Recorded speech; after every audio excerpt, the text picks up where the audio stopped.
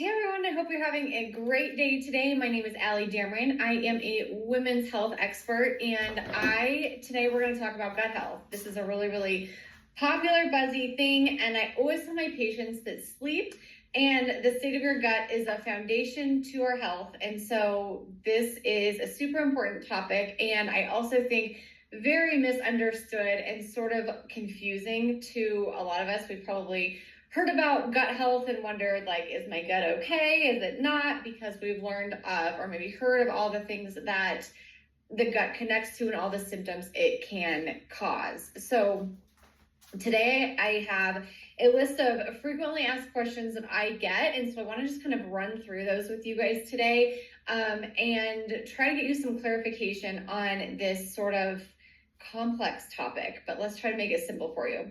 Okay, so number one question is, how do we assess whether or not our gut is healthy? So number one, pay attention to your digestive symptoms. Your gut health can be determined by how well you digest your food, for example. So if you experience frequent gas, bloating, diarrhea, constipation, it might be a sign of an unhealthy gut. Now, I will give you the caveat here that just because you're having gut health or GI issues, that does not always mean that we need to really treat the gut. For example, a lot of these signs and symptoms can also be due to nervous system dysregulation that's causing these symptoms to happen in your gut through something called the enteric nervous system, which is basically our gut's own nervous system. So another way that we can assess whether or not our gut is healthy is to look at your diet. A healthy gut requires a balanced diet rich in fiber, vitamins, minerals.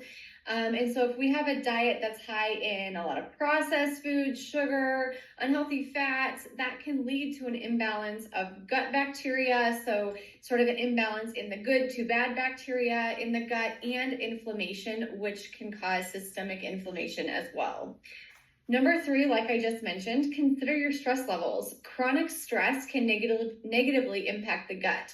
The gut-brain axis, right, connects the gut and the brain, obviously, and stress can absolutely alter our gut functioning anywhere along the track. So number one, I said this to a patient today, your saliva in your mouth is where the digestive process starts. In your saliva, you contain digestive enzymes. And when we are stressed, a lot of us notice a lot more dry mouth or being parched or feeling dehydrated. So if that's you, you may not have a great amount of digestive enzymes, and that can contribute to some of the GI symptoms I mentioned earlier.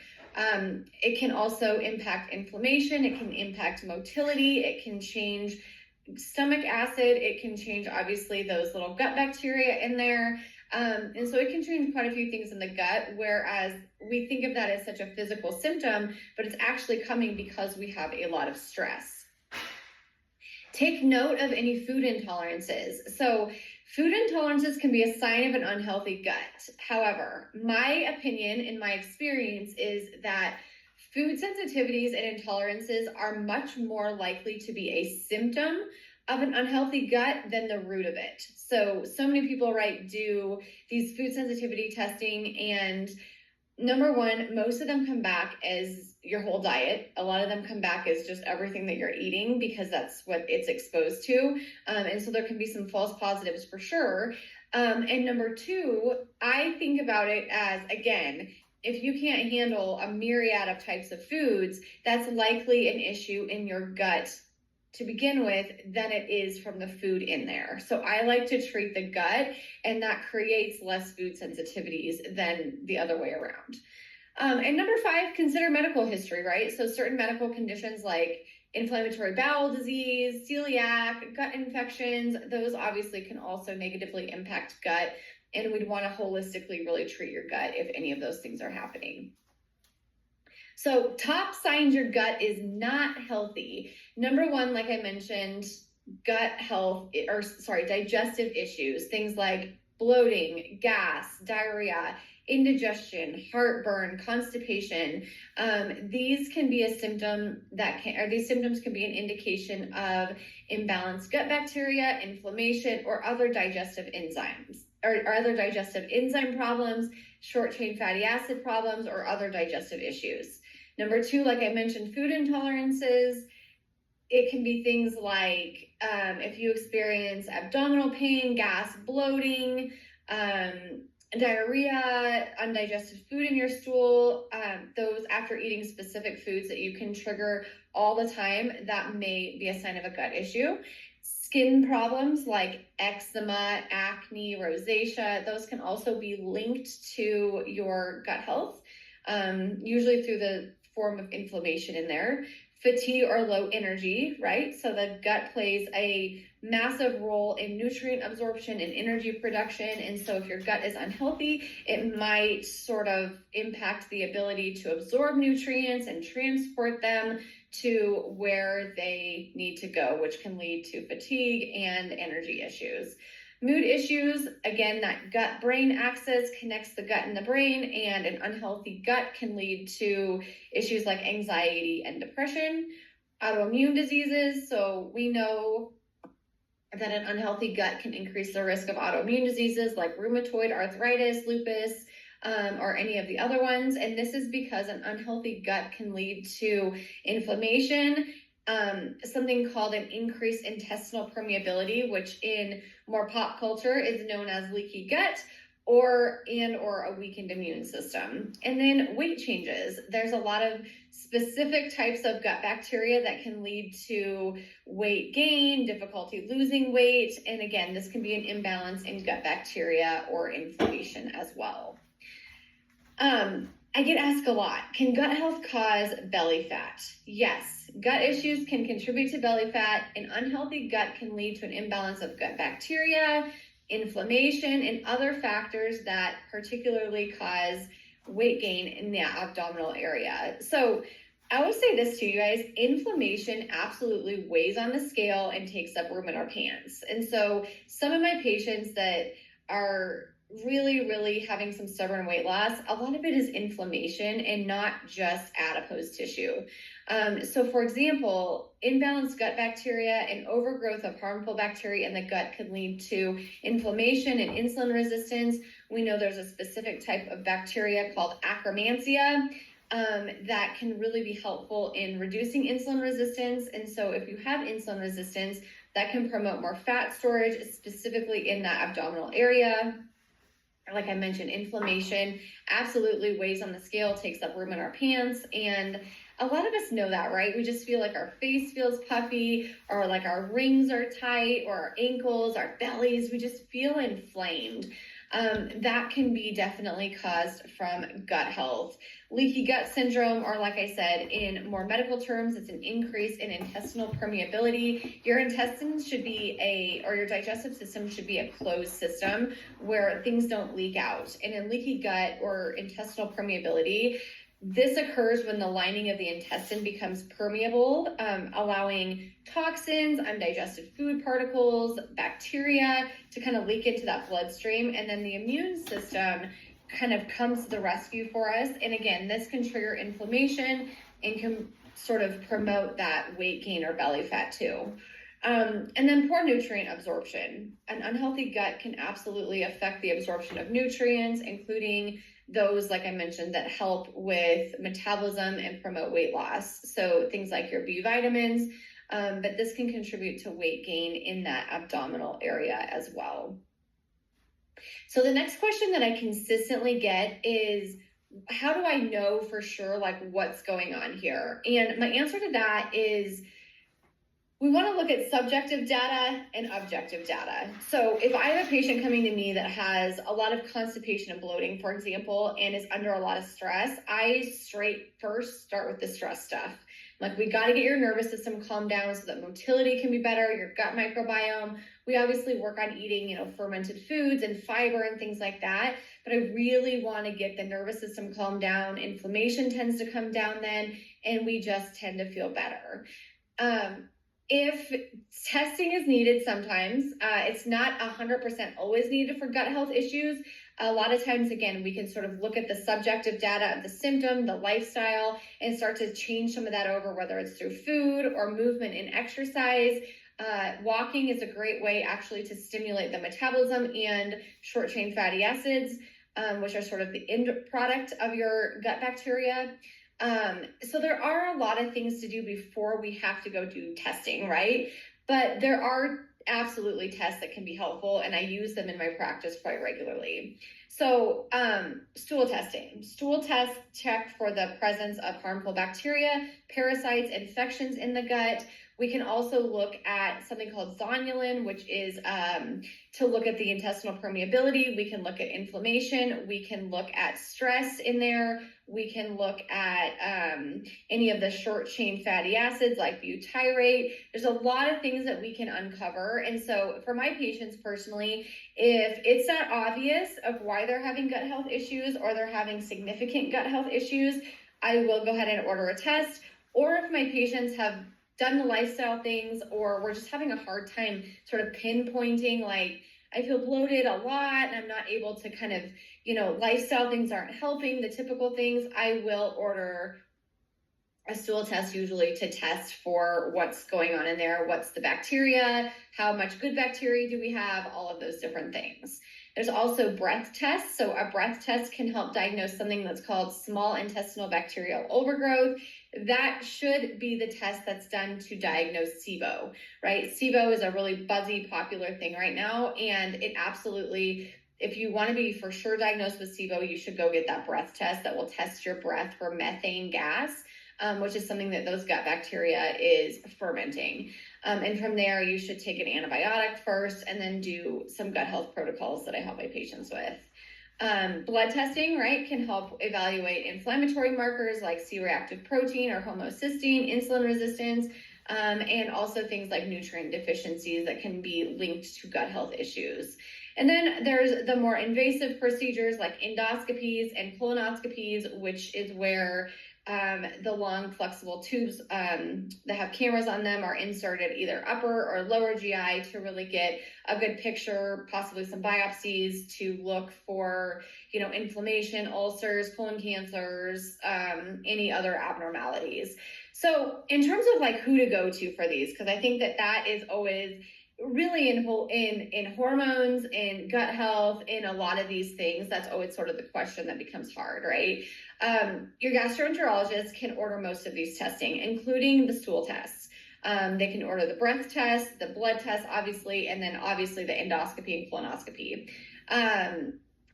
Sometimes, and then there's a functional medicine doctors. I myself order labs for my patients when needed. So there are also other practitioners who can absolutely do this with you and probably provide possibly a little bit more of a holistic approach into, more lifestyle things, movement things. Like I said, we don't really think about simple walking, right, can improve our gut health significantly. Stress management improves our gut health significantly. And I think if we think about it, we know, right, when we feel nervous or stressed, we maybe have like butterflies or, have like looser stools or something like that. So we definitely can, I think, probably have examples personally, all of us, of times when stress or our mood has impacted our GI health. But sometimes it's hard to realize, like, my stress is causing my bloating. It doesn't really make sense that much to some people, but I promise you that it can for sure. The other thing that people ask me a lot is, like, when I talk about like gut health protocols and treating gut health from a more holistic standpoint, people think of probiotics, right? And probiotics, I think, are a super nuanced conversation. I think probiotics for certain people are amazing and incredibly helpful.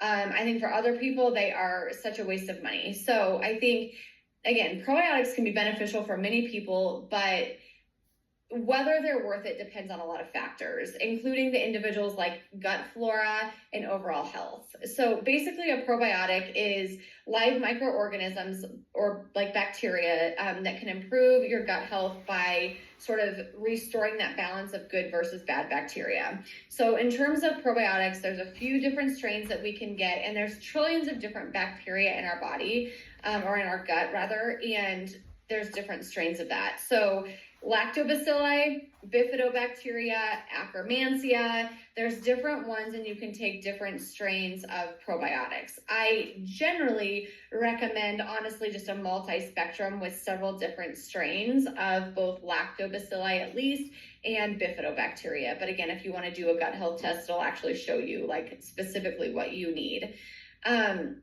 And again, I think we got to go back to the diet, right? Eating fermented foods like yogurts and kefirs and sauerkraut and kombucha, kimchi, those things are helpful. Your prebiotic fiber, right? So that fiber that feeds the probiotics, those are really, really beneficial to helping grow your probiotics or that good bacteria.